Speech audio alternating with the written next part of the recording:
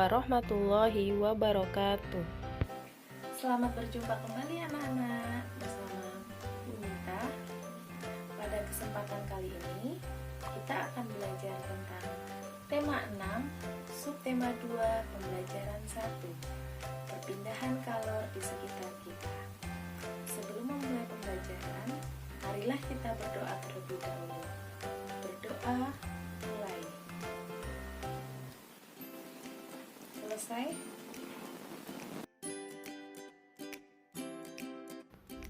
Sebelum memulai pembelajaran, Ibu akan membacakan tujuan pembelajaran kita hari ini. Tujuan pembelajaran yang pertama, dengan membuat peta konsep, siswa mampu menjelaskan isi teks penjelasan dari media cetak secara benar. Yang kedua, dengan melalui gambar, siswa mampu menjelaskan cara-cara perpindahan kalor dalam kehidupan sehari-hari secara tepat. Dan yang ketiga, dengan melakukan percobaan menggunakan sendok dan air panas, siswa mampu membuktikan perpindahan kalor secara konsumsi secara mandiri. Kompetensi dasar pada tema 6 subtema 2 pembelajaran 1, muatan pembelajaran Bahasa Indonesia KD 3.3 yaitu meringkas teks penjelasan atau eksplanasi dari media cetak atau elektronik.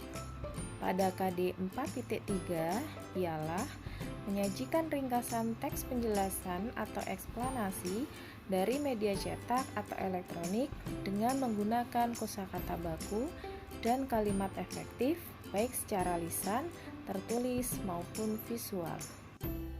Muatan pembelajaran IPA KD 3.6 menerapkan konsep perpindahan kalor dalam kehidupan sehari-hari.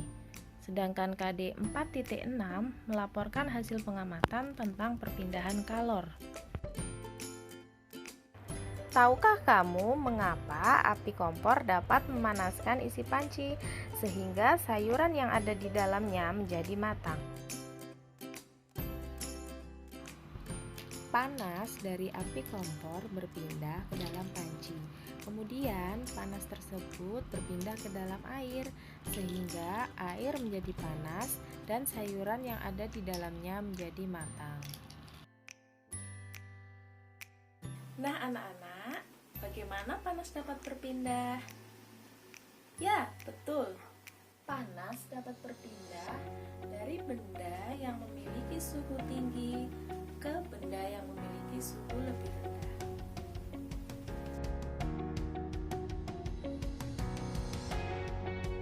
Perpindahan panas dapat dilalui dengan 3 cara.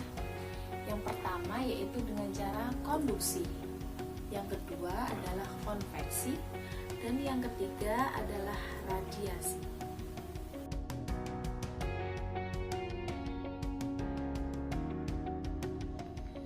Letak matahari dari planet kita ini sangat jauh. Akan tetapi, panas dari matahari dapat berpindah atau merambat ke planet kita, sehingga kita dapat merasakan hangatnya sinar matahari. Andai saja panas matahari tidak dapat berpindah ke bumi, dapatkah kamu membayangkan bagaimana keadaan bumi kita ini? Konduksi adalah perpindahan panas tanpa disertai perpindahan zat perantara. Contohnya, panci logam yang panas karena diletakkan di atas kompor yang berapi. Konveksi adalah perpindahan panas yang disertai dengan perpindahan bagian zat perantaranya. Contohnya, air di dalam panci dipanaskan hingga mendidih.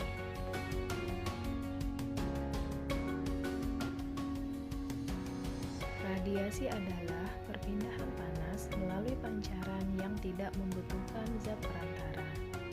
Contohnya pada radiasi sinar matahari yang sampai ke bumi dan menghangatkan udara serta makhluk hidup di bumi.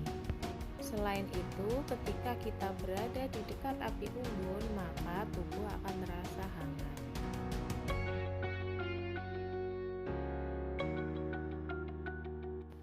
Perpindahan kalor secara konduksi. Perpindahan kalor secara konduksi disebut juga perpindahan kalor secara hantaran, yaitu perpindahan kalor tanpa memindahkan zat perantaranya.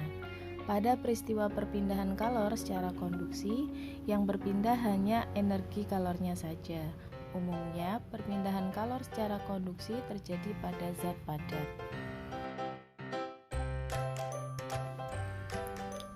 Agar kamu lebih mudah memahami peristiwa konduksi, mari kita lakukan kegiatan ini. Peristiwa konduksi dapat diumpamakan dengan kegiatan memindahkan buku secara estafet yang dilakukan oleh kamu dan teman-temanmu.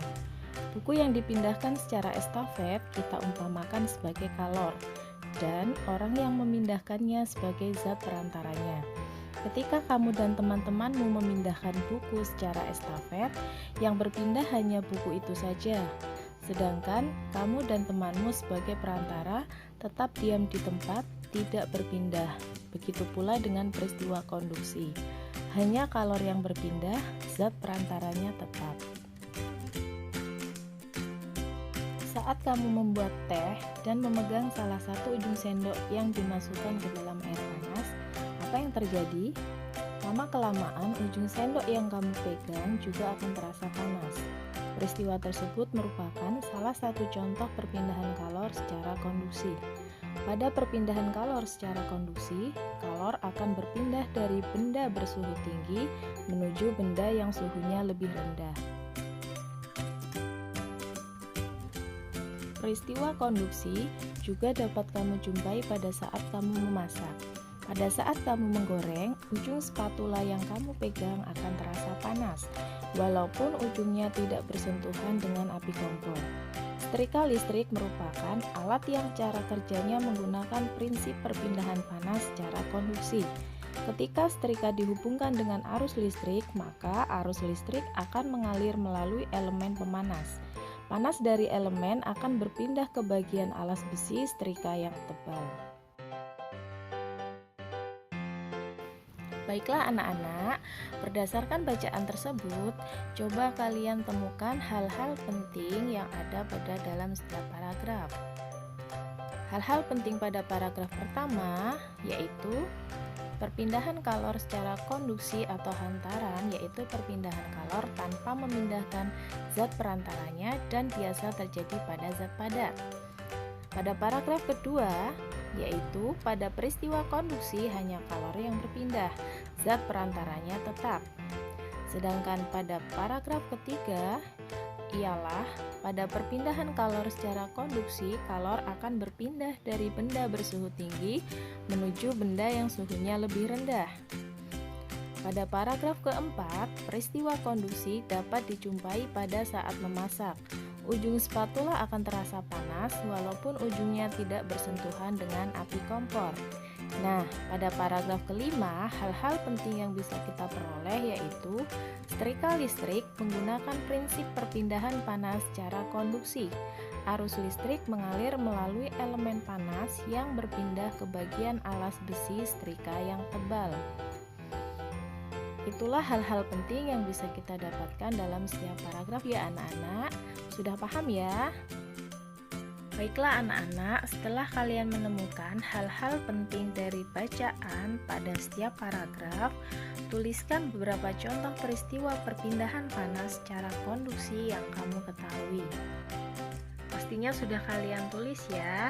Betul, yang pertama adalah pada peristiwa ujung sendok yang dimasukkan dalam gelas yang berisi teh panas. Ketika dipegang, ujung sendok akan terasa panas. Pada peristiwa yang kedua yaitu ujung spatula yang digunakan pada saat menggoreng akan terasa panas. Contoh yang ketiga yaitu pada peristiwa panci yang dipanaskan di atas api kompor. Contoh yang lain pada penggunaan setrika listrik, penggunaan rice cooker, dan penggunaan dispenser. Baiklah anak-anak, sebagai tugas kalian di rumah, silahkan kalian menyelidiki perpindahan panas secara konduksi pada percobaan memasukkan sendok ke dalam gelas yang berisi air hangat. Alat dan bahan yang diperlukan antara lain 1 sendok dari logam, 2 200 ml air hangat, dan yang ketiga adalah sebuah gelas bening. Setelah kamu memegang ujung sendok dengan tanganmu, coba apa yang kamu rasakan dan tuliskan dalam sebuah laporan pengamatan. Mintalah bantuan orang tua untuk mempersiapkan dan menuang air hangat ke dalam gelas. Demikian pembelajaran kita. Sampai jumpa pada pembelajaran selanjutnya. Terima kasih. Semoga bermanfaat bagi